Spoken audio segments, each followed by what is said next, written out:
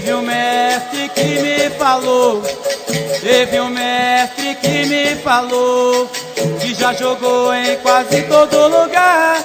Eu não sei se ele esqueceu ou não contou desse estado que hoje eu vou pra vocês apresentar.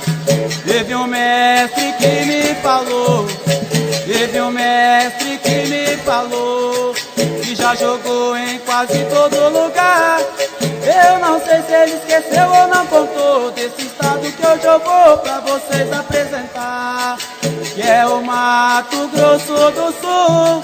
Tem capoeira muito boa, vem pra cá. Eu sei que a gente tem muito pra aprender, mas se você quer saber, tem também pra ensinar. Sei que a gente tem muito pra aprender, mas se você quer saber, tem também pra ensinar. Em Campo Grande, que é a nossa capital, a capoeira está em todo lugar. Se depender da nossa força de vontade, não tem chuva ou tempestade que possa nos afogar. Se depender da nossa força de vontade, não tem chuva ou tempestade que possa nos afogar. Que é o Mato Grosso do Sul. Tem capoeira muito boa, vem pra cá.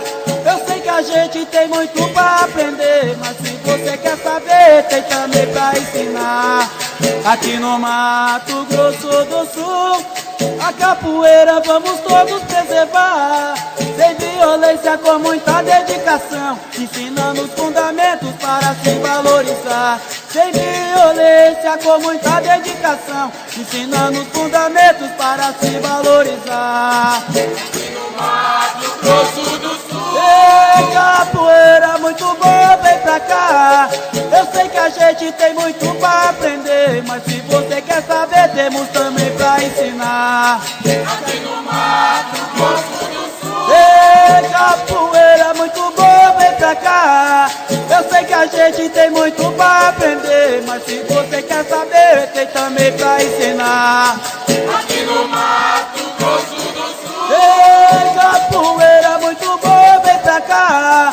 Eu sei que a gente tem muito pra aprender, mas se você quer saber, tem também pra ensinar. aqui no Mato Grosso do Sul, Ei, capoeira muito boa, vem pra cá. Eu sei que a gente tem muito pra aprender, mas se você quer saber, tem também pra ensinar. aqui no Mato Grosso do Sul, Ei, capoeira muito boa, vem pra cá. Eu sei que a gente tem muito pra aprender, mas se você quer saber, tem também pra ensinar. aqui no Mato Grosso do Sul, Ei, capoeira muito boa, vem pra cá. Eu sei que a gente tem muito pra aprender, mas se você quer saber, tem também pra ensinar. Yeah.